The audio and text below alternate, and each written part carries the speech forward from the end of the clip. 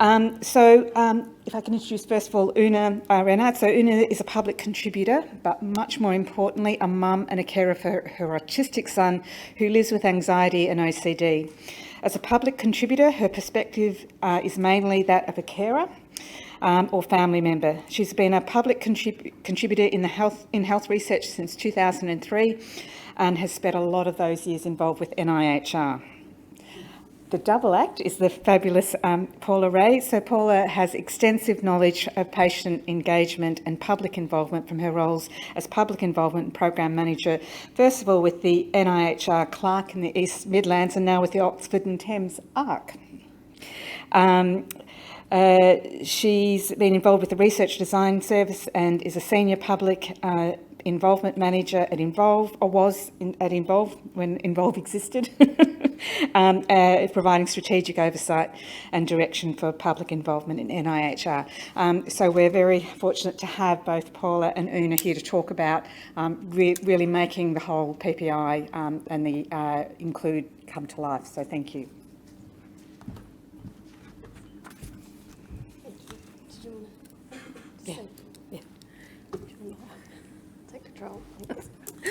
Hi, so I'm Una.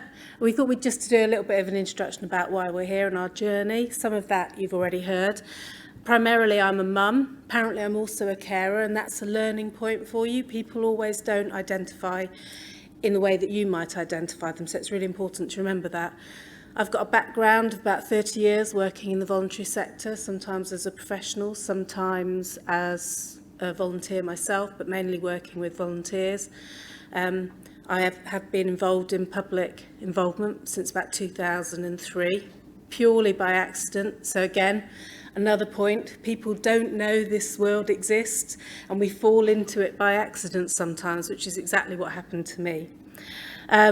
Most of my public involvement has been with NIHR. I have done other things as well.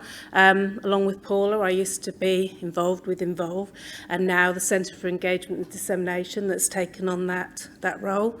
I've sat on an awful lot of funding committees over the years.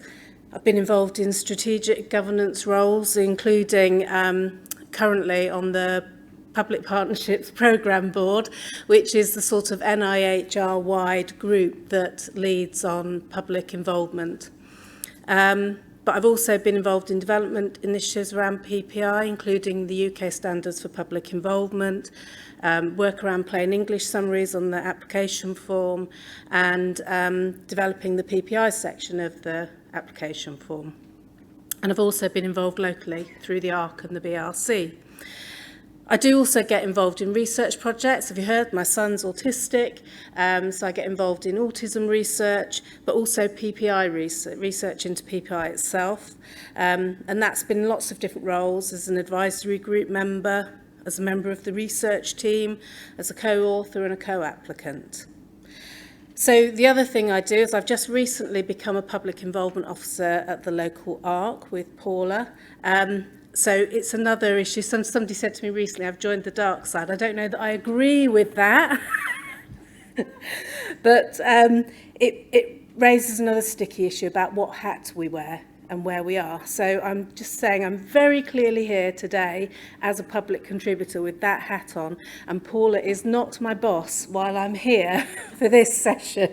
So I'll hand you over to Paula so she can introduce herself a bit. Yeah. So thank you.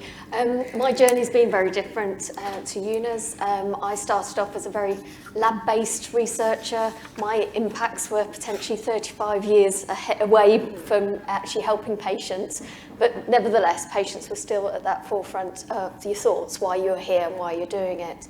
I then became the recipient of medical research, and it completely changed my sort of life course, but really benefited from it. And I do think, sort of looking back, that's what changed my trajectory from purely being a researcher into embedding that patient voice, that public voice in all that we do. So I've been working in NIHR for 12 years, leading public involvement, and as I say, 4 years at Involve, which is where this double act has really started, and we want to sort of continue that. So as Una mentioned, we both were part of the group, the four-nation group that's developed the standards, the UK standards for public involvement, and they seem to be sort of people interpret them different ways. Standards, is that a good thing? Is it a bad thing? So we wanted to just try and sort of show how they would be used when you're writing your application and when you're thinking about your research. Oh, I could have the same problem. There you go. So I'm just going to real brief recap, because I know many of you will have seen the presentation we gave last year, but it is still important to clarify that we're talking about a spectrum. You've got participants, participation. That's when the research is done to the individuals. They're answering the surveys, they're having the treatment or whatever. They have no say in it. They can withdraw at any time, but it's being done to them. Engagement is telling people about your research, sort of informing them that they have this opportunity. But actually what we're talking about is involvement, that true partnership. And what you find is people might start as a participant in a study or go the other way, and very rarely do the roles, you don't have the same roles at the same time, unless where it is, if there's a rare condition, for example, where sometimes the community is so small, the people that are then shaping the project will end up being involved in the research, but it's participating in the research. But it's very clear, whatever you're talking about, you define that and make that clear. Just as Una was saying about the hats we all wear, it's quite clear that the people are there to shape, be told about, or take part in the research. And sorry, the cartoon there is just that, yes, of course we'll involve them once the planning's done. The message is don't leave it too late, because actually if all the decisions have been made, why are we bothering? So back to the why do we involve? Those experiential reasons. We can learn so much from a textbook, but you don't know unless you have directly experienced or supported somebody who's experienced a condition, the wider impacts of that, what you would risk to have some benefits, and to what your preferences are, what the important outcomes are. For example, in arthritis research, there's lots of work on increasing mobility and helping that, but actually when they talked to the patients, it was the fatigue that was the bigger issue. So actually you need to make sure you understand where you're heading to. But more than that, it's ethically and morally right to do. We are publicly funded. We need to make sure that the spend of the public purse is justified, that we're actually addressing the needs rather than going, that'd be really interesting to find out. There is actually a reason and somewhere for it to go at the end of it. And people have the right to have a say in how their money is being spent. But more pragmatic reasons, obviously, it is a requirement for NHR, and you heard from Lucy this morning. She expects it in every application. What it looks like will be different, but it should be there. And more we are seeing around the world that they're going to need more evidence. No, you don't just write in your application that you're doing it. When you go to ethics and look for product approval, you'll need to evidence exactly what the patient voice did. How did it shape it? How did it change it? So we really need to be better at capturing what's happening. And obviously, we know that it creates great value. The time invested in public involvement in the duration of a development of a cancer drug reaped 500-fold return on that investment. So actually, by stopping the ethics, increasing recruitment, and all of those, we know there's value in this. So we've got to move away from that argument. So we mentioned that the standards were there, and they were developed to be a self-reflective framework. And Una's going to sort of go into more detail on them, what she's looking for in an application form with regards to them. But the idea was to create some prompts that would help people think of the whole system for public involvement, not just think about, I'm going to get them to look at this public involvement the patient information leaflet. We want them to think about, who are you looking to include? Who are you trying to reach out? Who could potentially benefit from the work that you're going to do? And are there any things you need to consider in order to get their voices heard?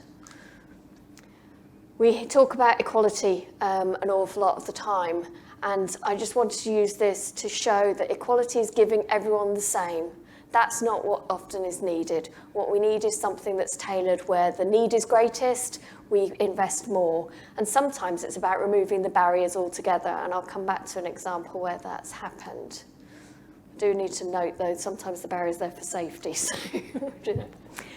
We heard from Jenny a little while ago about the Include framework, And we also know NIHR's absolute commitment in the 7 domains about following patient need, but making sure that the patients that we hear from and the needs that we're addressing feature not only the protected characteristics, but we're thinking about where people live, their socioeconomic status and their diversity in terms of ethnicity. And we need to be able to evidence what we've done around that. So NIHR have an equality impact assessment framework, which is linked to in the guidance. And that's to help people just think about, it's not to make our research inclusive for everyone and everybody. It is to be honest and open and go, actually, if we do it this way, we may exclude this group. And we've made a conscious decision to go ahead because, and it just helps people think about inclusion in all that they're doing. You know, if you have a cut-off for a frail elderly project at 65, because they're too old, you know, you've got to think about why you're doing the things you're doing, how you're setting it up.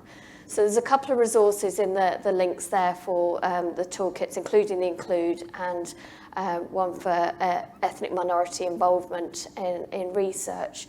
But it is important to also think about the intersectionality. We get very hung up on one characteristic or another, but actually where there's intersectionality of those characteristics, we get it compounds the disadvantage, and we really need to make sure our research is focusing and is aware of that. So where do you find people? Well, there's a couple of ways. You can do very formal networks where if you've got a project area, you can go out and pull together people with a common interest that want to work with you, but make that an open invitation. Don't assume that the only people that want to be involved are these people. So in the East Midlands, we had a project on health anxiety. It was just as important to have the GP surgery receptionists as part of the team as the emergency room doctors.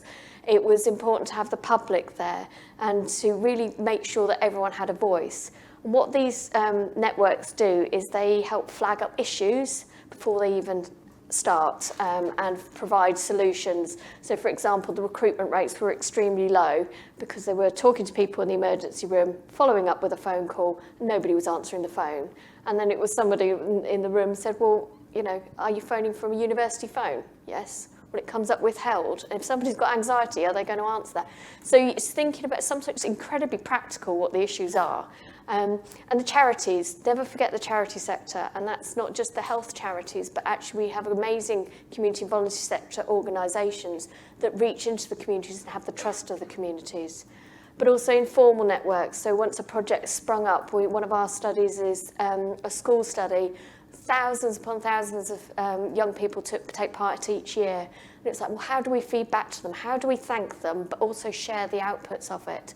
And so some of the school leavers that were part of the project team said, well, TikTok is the best way to do it. And there's a link later in the presentation to the TikTok. So it's thinking about the networks that are relevant to the piece of work. But the bottom line for me is that it is about building trust and being mindful of that. Governance, this was always a tough one when we were doing the standards, but very much so it's about where you build your accountability into your system, having the processes where the voice will be heard throughout, be that on the project team steering group, be that sort of a dedicated lead.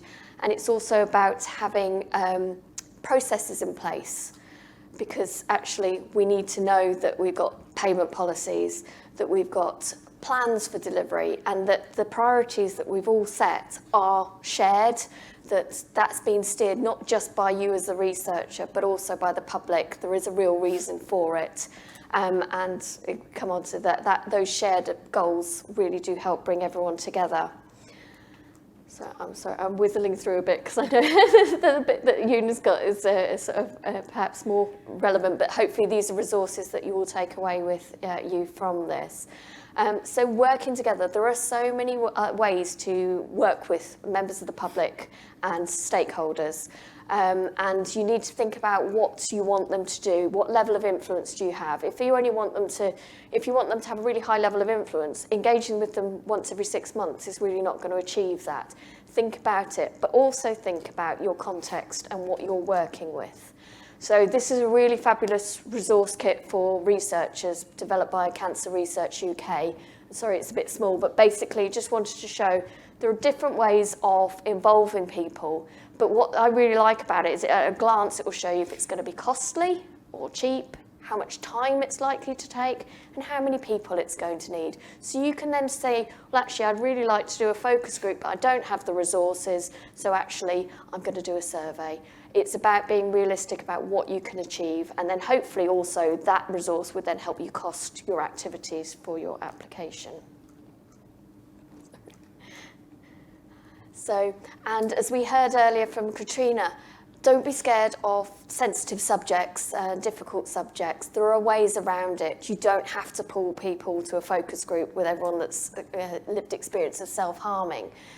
It's thinking about how do you access the population and what information do you need. So the example I've got is for a project on self-harm. We did have a charity supporting the project team, so they had lived experience and they understood the population. But it was really important to hear from the young people that were actively going through this. And so we went out through one of the young people involved, gave it out to friends at school and had the questions, we had the plan for the research and sort of key areas. And the feedback was immense. It came back in really quickly and said, we think this is amazing, it's incredibly important you're doing the research, so they backed the justification for it, but said your recruitment strategy is never going to work because it's too quick and you need people to self-refer. So they changed that. So, and again, Katrina mentioned the use of vignettes. Sometimes that helps draw people's lived experience out without them ever having to admit that they have had experience of being in a prison or are living with dementia, whatever it is, because actually that gives you better quality of input. So for me, the key thing for all your public contributors and your stakeholders is they provide you a sense of perspective. So what's your first impressions when you see that? Oh, yeah. So, right, we bring in the rest of the picture. Not quite so, it's a bit more, might be in trouble. So sometimes we get so focused on what we're doing that we do need those external voices to go, remember, that's also going to happen. Support and learning, this is about support for your public contributors, be that in how you equip them to take part, where are you going to host your meetings, how are you reimbursing them, and all of those things. And also access to different training resources. There are so many things available to you. Your own research institute may not have an awful lot of public involvement, but you're surrounded by an NIHR infrastructure, and we all have public involvement networks, groups, and people that you can work with. It's not an exclusive club. The Centre for Engagement Dissemination has lots of resources on its websites. And one thing that's really key to think about when you think about learning and support, it's if people are involved and they're paid, it can impact their benefits. Even being offered the payment can impact their benefits. So it's really important that you're aware there is a free advice service for people on benefits. Mentoring, we've talked about from an academic perspective, it's incredibly valuable from a patient-public perspective as well, be that for you as a researcher, but also for our public members.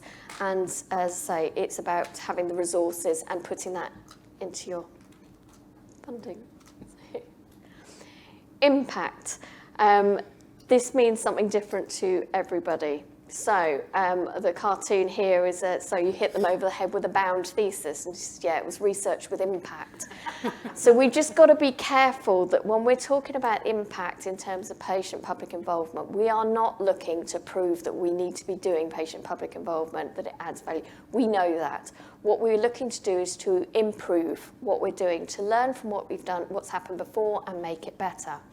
And these sort of the bullet points are what we use in research impact. So hopefully they'll be familiar to you. Why are you measuring the impact? Are you trying to be accountable and transparent to what you're doing? Are you making the case for additional resource? Are you sort of understanding what's happening and learning from it? Or are you looking to do that quality improvement? Exactly the same metrics work for public involvement. Why are you trying to justify it? And then that will help you understand what you need to be measuring and monitoring.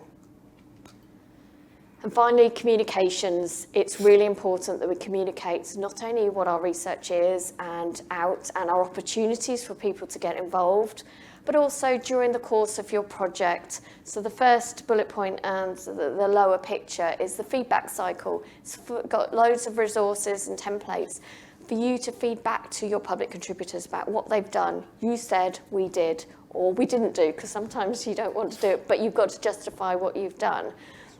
So it's really important to think about how you feedback. And likewise, if you make decisions in the corridor or at your team meetings, and that doesn't coincide with the public contributor meetings, because quite often people separate them out, how are they going to know what's going on? You can update them, but you've got to keep them in the loop. And also, there's oftentimes really long gaps while you're waiting for ethics or while you're recruiting, where there'll be a lot of downtime for the public contributors. Keep them informed of that. It's not that they've lost, we don't need you anymore. It is just that this is a different time in the project. But think about your purpose and tailor your communications. As I mentioned, the TikTok video, the links there, and also using different communities. We're talking about inclusion here. And the next one is an example of how you sometimes, so obviously with the pandemic, we've seen that it more adversely affects people from ethnic minority groups. There was a massive mistrust in vaccines and also just, sort of research in total. So this is one of the news pieces from the panoramic trial, the sort of looking at the community treatment for COVID. They understood that they could use the religion to actually tell people that actually they could take part in research and they would be helping not just themselves, but their humanity, but also their community. But they made it very clear this wasn't about vaccines. This was about active treatments that were going to make them better, and they'd be taking it by mouth. It debunked some of the fears before they even got started. And the point there is that the recruitment website crashed when we launched that one, but also when we did the YouTube video as well. So it does work. I'll hand it over to you. Okay. Right, so I'm going to tell you a little bit. As I said, I've sat on a lot of funding committees and read a lot of grant applications from a public contributor perspective. So I'm going to talk a little bit about what it is that I'm looking for in an application form. And so we just want to start with the research cycle, because I start from a place of expecting to see public influence at every stage of the research cycle. So I want to see public voices helping to set the research agenda. I want to see how people are designing that and how they're shaping it going forwards, how they're going to be involved in dissemination. So it needs to be embedded right throughout the research cycle from my perspective. So it follows then that I expect to see it woven through the actual project and therefore the application form. So I need to be able to see it throughout the form, and I need to be able to see and understand how people have been involved in the topic or subject identification or and the question itself, why it's important to them. I need to see that communities have been involved in the planning. I need to see that they're involved in the management of the project. I need to see that it's fully costed, the PPI plan, and I need to see how communities are going to be involved in the dissemination of the work. I'll come back to some of those things later. So we thought we'd just start with stage 1 application form, which is quite small now. There's a lot less detail on it. So we're not looking for chapter and verse about your PPI in that, but we are looking for a really clear indication that you understand the basics and that you have thought about, hopefully with public members, PPI. There should be public involvement in developing your plain English summary. That goes without saying, really. You need to make sure that the subject and the question are important to patients and the public, and that you explain why that is, and how the relevant community have influenced the plans so far. And that might simply be to say they went, oh, great, thumbs up, yeah, we love it. That's as valuable as the sort of, they said they didn't like this, so we changed that. So it doesn't have to always be a criticism and need to change. It can just sometimes be an endorsement.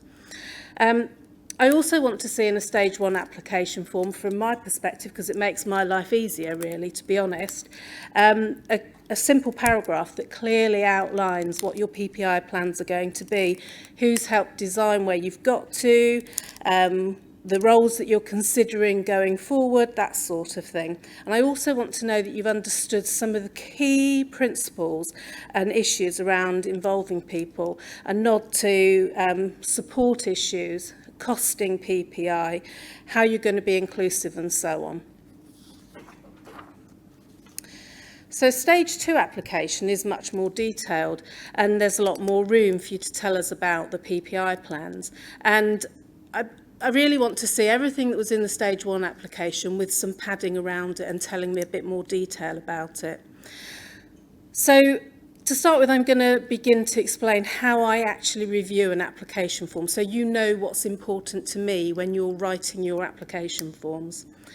So the first thing I'm going to do is read the plain English summary, and I'm going to hope that I get from that a sense of what it is that you're on about, what it is, what's the subject, what's the question, why is it important? And then I hope you're going to tell me how you're actually going to go about answering that. I don't care about your methods and all that sort of thing, but I want to know what you're going to do, how you're going to find out the answer to your question. And I want to know what you're going to do with it when you get the answer, have some idea about where it might go from there. And I want to have some idea from that summary about how you've worked with communities and how you plan to do that as well. So hopefully, after I've read the plain English summary, I'll know all that. I might be a bit irritated if I don't and have to dig through the detailed research plan. But I'll head to the PPI section next. And there I'm looking for quite a bit of detail about who's going to be involved, why they're going to be involved, what it is they're going to be doing, when they're going to be doing it, and how they're going to be doing it.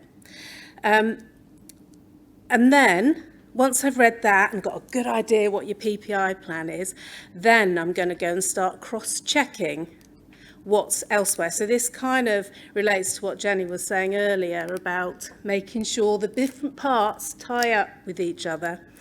So if you said, for example, so I'll go and look at the detailed research plan, and if you've said in your PPI section, we're going to have public members doing interviews or helping with focus groups or designing focus groups or whatever it is, I expect to see some indication in your detailed research plan that that's happening there. Because you see, sometimes what you suspect happens is there's somebody with responsibility for PPI and they write the PPI section, but they don't talk to the people who are writing the detailed research plan.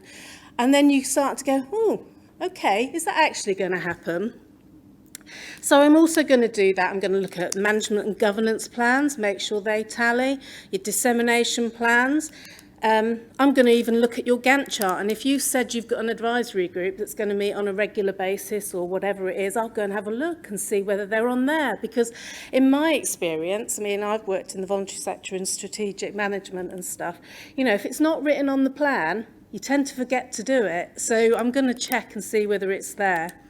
I'm also going to go to the budget and I'm going to check that PPI is there, the funding for it's there, and that the plans and the funding tie up and seem appropriate. You know, there are occasions, I think, where you kind of go, oh, well, maybe that's funded from somewhere else. But if you don't tell me, I don't know. So tell me if that's the case. So for me, red flags are raised when the PPI section is not reflected elsewhere in the grant application. All right, I'm going to head back to the plain English summary a bit now and tell you why it's important. It's important. It's not just important because I read it. Actually, I've sat on funding committees, and Jenny gave a nod to this earlier. The people around the table aren't necessarily specialists in what you're doing, and a lot of the professionals sitting around the table also rely on your plain English summary to give them a clue about what you're talking about. So it's really important from that perspective. And to be perfectly honest, if it's easy to understand the study from your plain English summary, I'm probably going to feel better about it than if I don't understand it. So it kind of makes it has some impact on the review if your plain English summary isn't isn't doing the job really.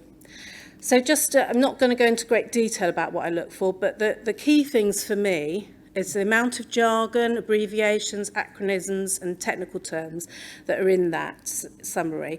Now, you can't avoid it completely. Sometimes I'm pretty sure people like to use an acronyms because it reduces word count and all those sorts of things. So I understand people are pragmatic about it, but you do need to explain it. And if I'm being honest, if you use more than a couple of acronyms, that makes it really hard to read when you don't know what the thing's talking about in the first place. So if I read something the other day that had about 6 in, and I had to keep going back to the top, oh, what was that? And then it breaks up in the flow and you lose it and you don't know what's going on. You just become irritated and frustrated in the process. So think about that. Order and structure and sentence length are also really important. So you need to find a way to structure and order what you're writing so that it makes sense. And you also need to think about sentence length, because if you're writing, a sentence that's maybe 4 lines long and it's got 6 different ideas and concepts in it, it's really hard to process that. You stop and you read it 4 or 5 times, and again it breaks up. It's much simpler if you can write short, simple sentences that tell you one thing. And finally, the other thing that is really important is the visual impact. So I've read, don't get it quite so much now, so maybe the message is getting through. Reading summaries, you've got a bit of text about this long, and there's no white space anywhere, no paragraph breaks, nothing. Really important, the visual impact of putting in line breaks, using bullet points, just splitting up text, keeping simple paragraphs, one idea to a paragraph, those sorts of things. And just make it easier to read, because actually you don't want those barriers in place, because if by the time the person's got to the end of it, it's taken them 3 times as long as it should have done, and they're irritated, that's going to have a knock-on effect to the whole thing. So the other thing I'd say about plain English summaries, just before I move on, is that it's really important, if you can build it in, I know time can be difficult with these things, to get somebody who really doesn't know anything about your work to read it and then tell you what they think you're doing. And that might just really help. Okay, so I'm going to head back to the standards for public involvement. And I'm going to try and tell you how I use them to assess a grant application these days, and tell you a little bit about what I might expect to see in terms of some of these things. And I just want to be clear, going back to what Lucy Chappell said at the beginning, this is not bingo. You do not have to have every possibility in your application form. What you need, and you don't have to tell me every detail of what your PPI plan is, because hopefully you wouldn't have enough words to do that, because it's all going to be so exceptionally good. But I am going to use a critical eye to look at this, and I'm going to use this as a framework nowadays. And I'm going to try and see whether you've addressed each of the standards in your application form. And I want to see, and this is a word that Jenny used, justification for the decisions that you have made. Okay? So I want to see why you're doing what you're doing. It's really important. Because there's no one way to do this, but I want to know that you've understood why you're doing what you're doing, and that you can nod to your community saying this is what's right for us. And I'd just like to say I have seen some really great application forms that use the standards as a way of presenting their PPI plans. But the thing I'd just like to say is I hear people all the time getting caught up in the semantics and the language of the standards. And, oh, but where do you put this, and where do you put that, and where do you put other things? And I've written this in big, bold capitals on here. It doesn't matter, actually. It really doesn't matter. It's not an exact science. This is a reflective tool to get you to think about things, and we will all interpret them slightly differently. The point is you're thinking about it, and you're growing, and you're improving, and you're developing, and that's the key. And And just bear that in mind. Don't get caught up in that, oh, but where does it fit? Just put it somewhere that makes sense to you, okay? So, I'm just going to work my way through. Doesn't matter which one I'm talking to, actually. That's a little bit irrelevant, but I'm working my way through them. So I think we all come with a bias, an inherent bias in the way that we think about things. And for me, most public contributors come as individuals to this. And I'm not going to be a representative of mums of autistic 21-year-old boys. I present my opinion. I might go off and speak to mums that I know and dads that I know and families that I know, but essentially it's coming through my lens, not other people's lenses. So that's why diversity and inclusion and being inclusive is so important, because we all interpret things in different ways. So it's important to have a broad range of voices, and at the very least, and this is starting to get a bit old-fashioned to say this, I think, now, there should be at least two of us in anything. So you've got that sort of potential for, hopefully, and then we're also very different, so give you very different answers. But I think, and it might be that what you do is include individuals and representatives of organisations that might have a more representative view. And so mix it up, change it round. And think about who the relevant community is. So again, this is about speaking to inclusion and being aware of what that means. So I mean, my son is autistic, highly intelligent, doesn't talk to anybody but his mum and dad, hasn't left the house for 5 years, except for 3 times to walk 100 yards up the road. His voice is not heard anywhere. So you have to think about how you include some of these voices as well, because services don't meet his needs, because his issues aren't taken into consideration. So inclusivity and thinking broadly is really, really important. And in order to do that, you need to be able to talk to people and communities that are affected by the research that you're doing. And also I just want to say that inclusivity means that for some projects, it's not just the public, as you might interpret it, that are your end users. Your end users might be clinicians or professionals. So you need to think broadly about who the end user is and who's going to be impacted by your research. It doesn't mean that you're not necessarily going to involve public, because actually we're all ultimately affected by what happens in our services. But sometimes it's right to include those other people, and you need to be able to understand that and present that in your application forms and justify why you're doing it. I also think that it's really important that I understand that you've thought about barriers to inclusion, and that can be as simple as thinking about payment policies and expenses. Not everybody can afford to buy the train ticket to get to the meeting that you're going to hold somewhere. Not everybody can leave their home because of their caring responsibilities in order to be able to be away for a whole day or 3 days or whatever it is. So you need to think about those things and represent that in some way in terms of policy and process and systems that you operate. And I also just wanted to talk about giving people choice. They're having multiple ways for people to be engaged and involved in the process. So there's, and some of that is about choice in terms of, for some people, I work with Parent Carer Forum locally, and we have multiple ways for people to tell us what they think about local special educational need and disability services, because not all families have the time to be involved and go to meetings and represent opinion and stuff like that. Some people only have 5 minutes to have a scroll through Facebook or whatever it is while they're having a cup of tea, while they take a break for 5 minutes. And they just want to be able to fill in a poll. So you have to layer your PPI and try and be inclusive and find the things that work for your community. And the other thing about multiple ways and layering is there's a lot of stuff around community-based participatory research at the moment. You see it more and more, which is absolutely great, working with communities to develop interventions or treatments or services or whatever it is. But often what you see is that they do all that, which is great, but who's designed how you do that? The professionals up here. So I've been talking to a researcher recently who wants to do that approach, and we've talked a lot about that's great, that's brilliant, really involving voices, but how are you going to design those focus groups, surveys, consultative activities? You need to have a small team that sits around you who have lived experience of the condition and work with them to design that participatory approach.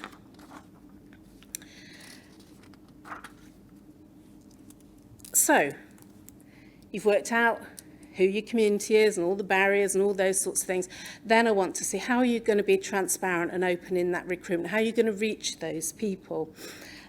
People don't know you want their help and their involvement unless you ask them. And you need to figure out how you do that. So you need to be talking to, again, the right people to know where to find your community. It might be through a charity or a community group or a temple or a school or a church or outside a supermarket. So you need to try and put those things together. And you do that by finding somebody that you can talk to who's going to help you work that out. At the end of the day, it needs to be what's right for the project, not a formulaic response to PPI.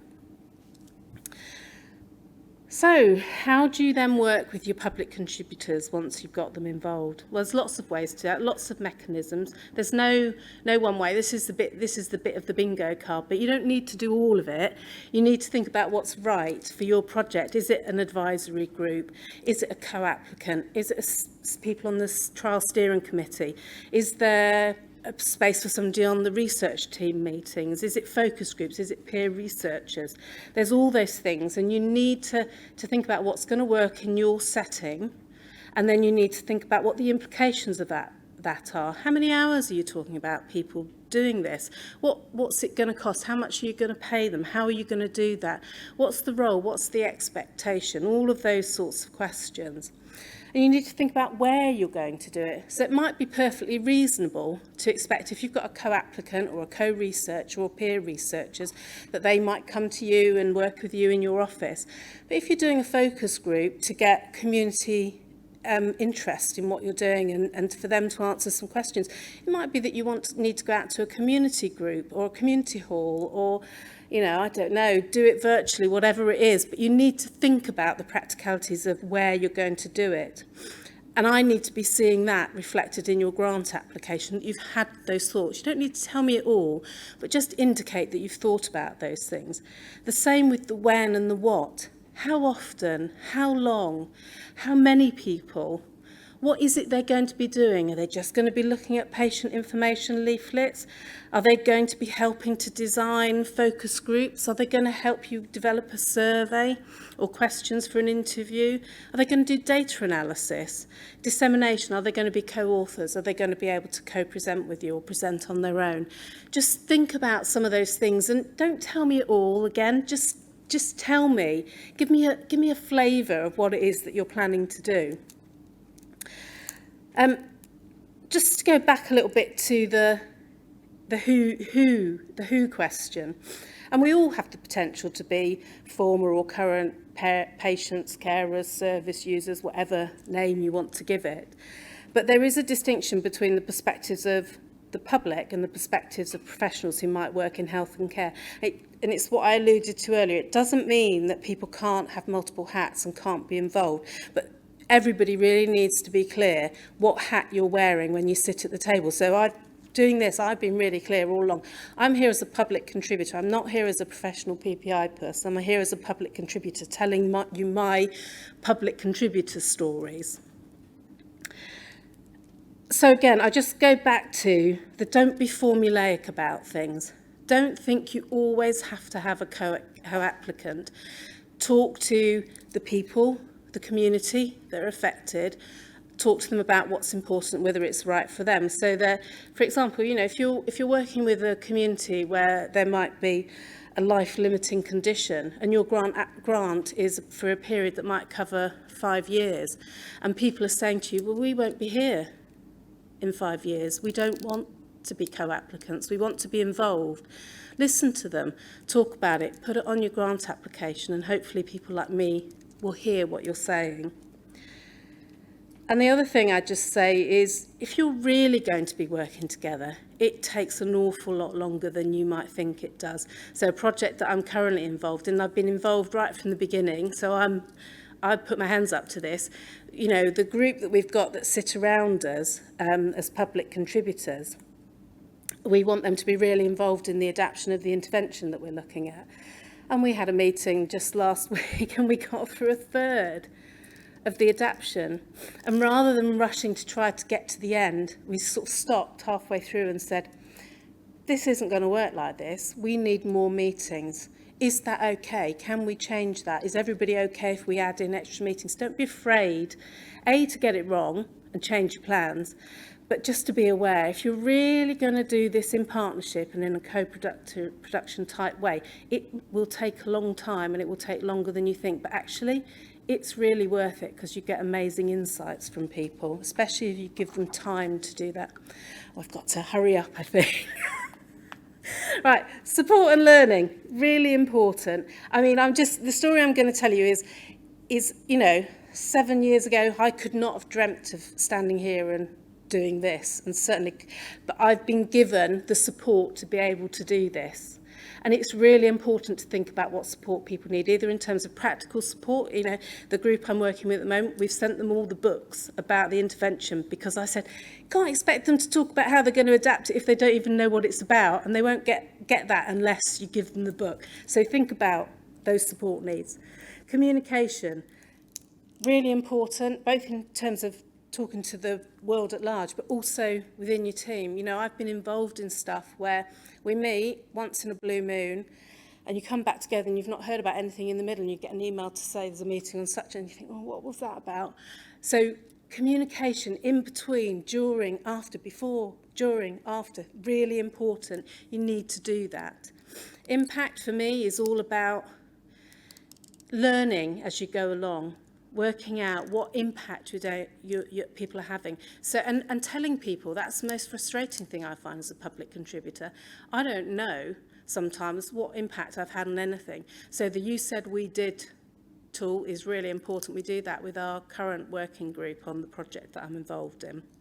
And governance is all about accountability for me, learning from your experience and decision making. You know, you can do great PPI with a group, talk about loads of stuff, and they go, oh, thank you very much, we'll take that away, go over here in our little secret cabal and make a decision, and then not tell anybody about what that decision is, not feed it back, not go back and say, I mean, you might go away, do stuff with it, change stuff, but come back and say, have we understood this? Have we got this right? Tell me about it.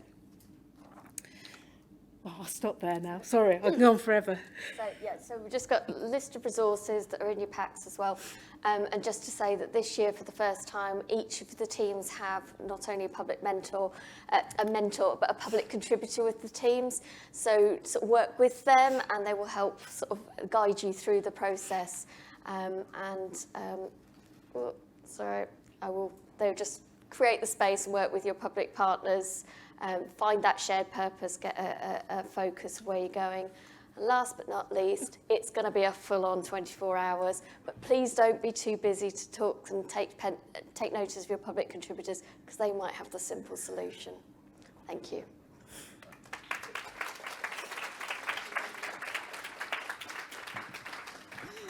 I hate rushing because this is so important, but just a bit mindful of some of the others. Don't go anywhere. We've got questions, and this is kind of the issue. So, Charlie. Yeah, we've got one online question so far. So, this person's a statistician and a current NIHR pre-doctoral fellow. They're currently applying for a NIHR doctoral research fellowship and have 4 patients that they've identified through the NIHR surgical medtech MIC. And local contacts at one of their universities to support them throughout their PhD. They will be part of an advisory group as well, and this person was just wondering if it is important to have a PPI lead. Again, some of the application forms ask for a dedicated lead, but that is more about having somebody within the project team that's going to take overall responsibility for the public involvement, to make sure it's happening, to make sure it's supported. So it's great to have the individuals, but who's in the background supporting them if you're going off and doing something else. So it's about having that process. And if you, as I say, if you're part of the NIHR infrastructure, you'll have access to broader leads and experts that can also be a source of support in those situations. And can we go back to Helen's question around, correct me if I got it right, what happens when you get conflict between PPI contributors. Is that correct, Helen? The interpretation of your question? Yeah, sorry.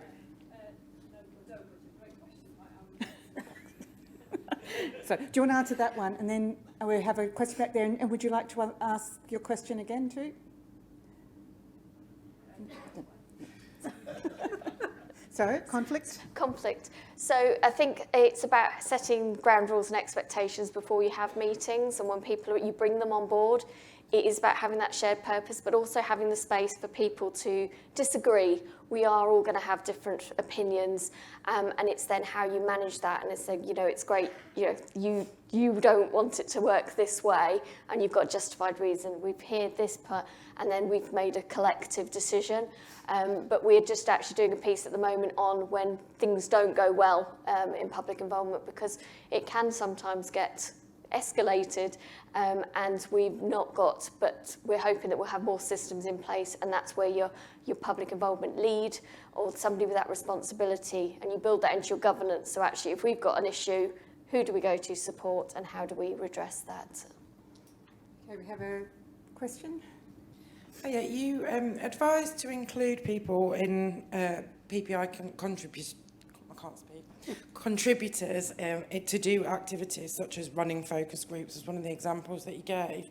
I just wondered if it's acceptable to include within the bids provision for supporting PPI contributors to actually develop those skills in the first place, whether that's something that you can kind of automatically add in, because you're not necessarily going to find people that already have those skills.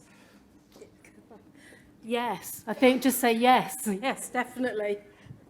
So, yeah, it's about identifying what's needed, because actually we've had people that have analysed qualitative data. They've had no training at all. Literally, it's like, what can you pull out that's important? What jumps out at you from this data? So there are different ways to do it, but yes, absolutely. Hi, thanks. So from what I've understood, you're sort of putting together the grant for additional funding to include PPIE, but is there smaller pots of money to do the preliminary work before you find all the surprises out in the grant? It's a bit potluck, but your research design services all do offer patient involvement funds, small pots of money to actually support that. And again, sort of you'll find locally more the School for Primary Care Research, we're doing that locally, funding those development opportunities. But the other thing to do is sometimes that's not even possible, but don't let that stop you doing the public role. Give your public contributors that commitment that they will then be reimbursed once you've got the funding. There are ways that you can do it but be open and honest about that. So we don't have the funding, but you will find that should we be successful, you will have this role with us through the duration. Brilliant. And can I just add that you should have some kind of PPI support through your infrastructure. So make sure that you check that out. So one last question, Charlie, from our virtual audience. Lovely. So this person's saying there will be probably occasions that PPIE people are very gentle and won't challenge researchers' views. So this may not lead to productive working relationships and a productive model. But please, what would you suggest in this case? So I'm just going to say I've never come across that problem. I can see all the public contributors laughing at that here in the room. But I think if you think that's happening, sometimes what you can do. So I mean, I'm a co-applicant, co-researcher, whatever you want to call me, on a study, and one option would be for me to be having. So in the meetings that we have, the researchers present what they think. They even offer to leave the room and I chair the conversation about what they've said. And I think it's about, if you think that's a problem, or, people concerned they might offend so they won't say things, then I think it's important to give people the space and the way that they need to be able to do that, and having somebody who sits there in research team meetings with you or is co-applicant or whatever can help to do that. Yeah, and it's also creating the space and the mechanisms. So quite often people will go, oh, I don't want to say that, but I'll catch up with somebody after the meeting and allow that to happen. And also sometimes some people just need time to process and go, actually, I can't think of that. But yeah, in the middle of the night, I'll find a mechanism. So. Brilliant. Thank you. Thank you so much.